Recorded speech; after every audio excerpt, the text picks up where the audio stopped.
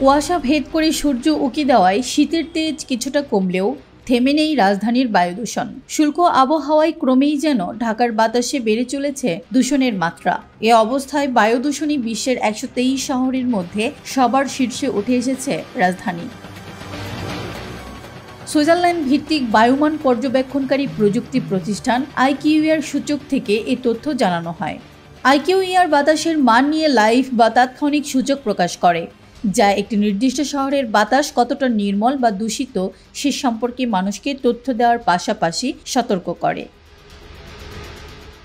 আইকিউইআর সূচকে সবার শীর্ষে থাকা রাজধানীর বাতাসের মানের স্কোর 275। বাতাসের এই মান নাগরিকদের জন্য খুবই অস্বাস্থ্যকর হিসেবে ধরা হয়। এই অবস্থায় নগরবাসীকে জানালা বন্ধ রাখার পাশাপাশি ঘরের বাইরে বের হলে মাস্ক ব্যবহারের পরামর্শ দেওয়া হয়েছে। এদিকে বায়ু দূষণে বিশ্বের 123 শহরের মধ্যে তালিকার 2 নম্বরে আছে ভিয়েতনামের হ্যানয়। শহরটির বাতাসের মানের স্কোর 236। বাতাসের এই মানও নাগরিকদের জন্য খুবই অস্বাস্থ্যকর হিসেবে ধরা হয়। এছাড়া 234 স্কোর নিয়ে তালিকার শীর্ষে 3-এ অবস্থান করছে পাকিস্তানের করাচি। বাতাসের এই মানও নাগরিকদের জন্য খুবই অস্বাস্থ্যকর হিসেবে বিবেচনা করা হয়।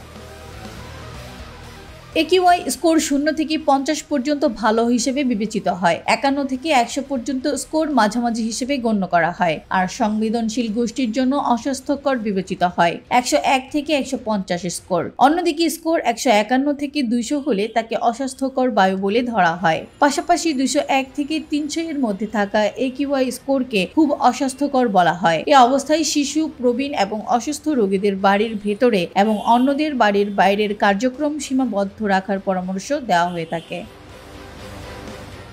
এছাড়া 301 থেকে 400-র মধ্যে থাকা একিউআই স্কোর ঝুঁকিপূর্ণ বলে বিবেচিত হয়, যা নগরের বাসিন্দাদের জন্য গুরুতর স্বাস্থ্য ঝুঁকি তৈরি করে।